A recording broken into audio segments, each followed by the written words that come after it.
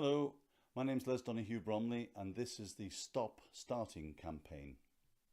I've already got one video out. It was the first video and it was a little bit wooden because I tried to use an auto cue and that doesn't really work for me. So what I've got here is my trusty telephone, and since the video was released, although there's only been about 40 people who've looked at it, I've had quite some amazing responses and also some conversations.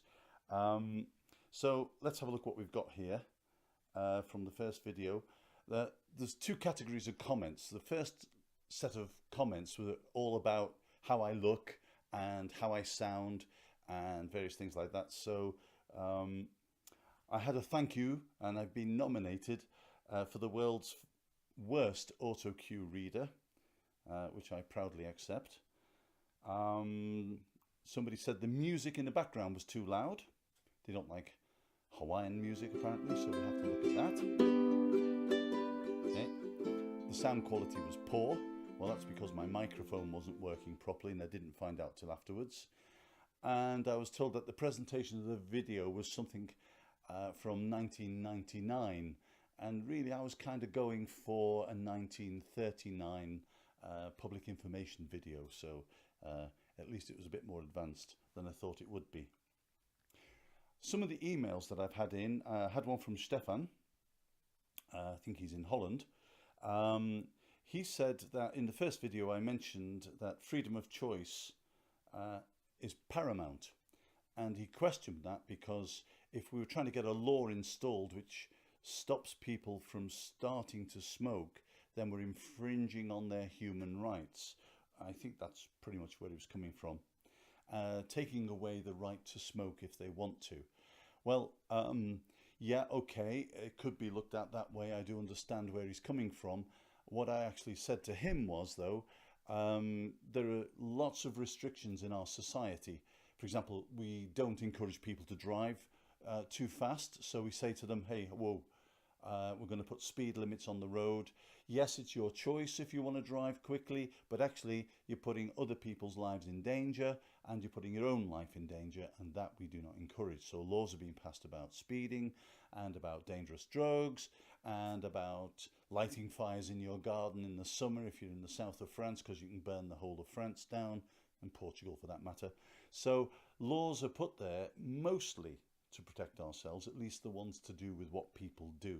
So putting limitations on the way that people live their lives is quite a common thing, and why not say, let's only stop people from starting.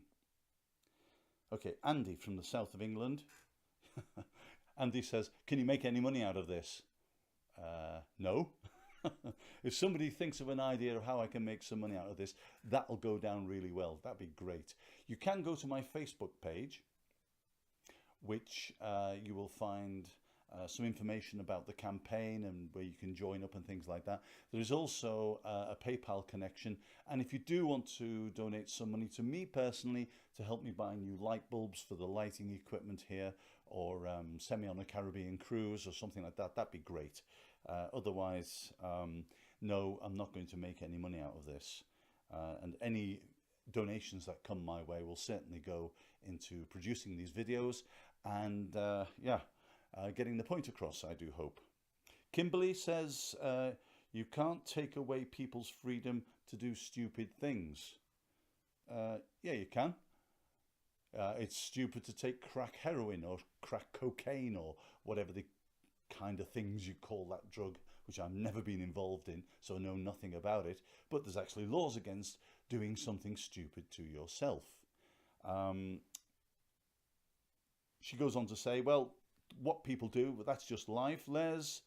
And then she sarcastically says, it's okay to drop bombs on children, open fire on protesters. She says, this stuff happens and you can't do anything about it. You can't control it. Well, I'm not trying to control smokers. People who smoke, carry on smoking.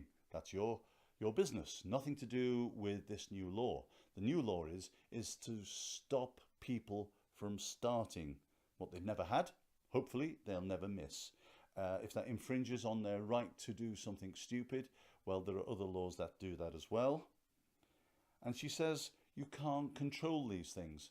No, I can't control people who drive too quickly or burn rubber and tyres in their back garden and do other dangerous things all around me. No, I can't control those things.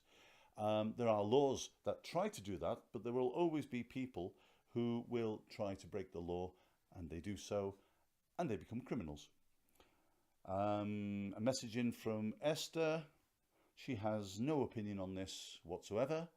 She's never been a smoker, and she says she never will be. Well, yeah, okay, so we've got both ends of the spectrum here. I had a conversation earlier today with a woman who is a smoker, and she said that she doesn't want to be singled out in any way by having to walk around with a little card saying that she's a smoker. She doesn't want to be identified like that. She wants to be discreet about her smoking. Although she does go into public tobacconists, she does smoke outside.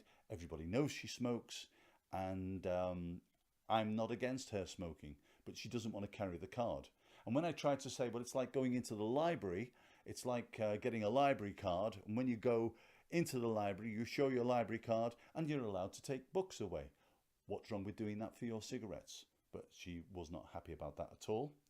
So Esther says she's not a smoker and she never will be, and she has no particular opinion on this campaign, which is fine. It's okay. She neither is for or against, so she's not against what I'm doing, which is 50% to the good. So please do keep your emails coming and your messages. You can go to the Facebook page, which is Stop Starting, with a capital S for both. Stop Starting. On Facebook page, drop me a line, leave a message, make a comment, or you can email me on stopstarting@gmx.com. My name's Les Donohue-Bromley, and this is the Stop Starting campaign.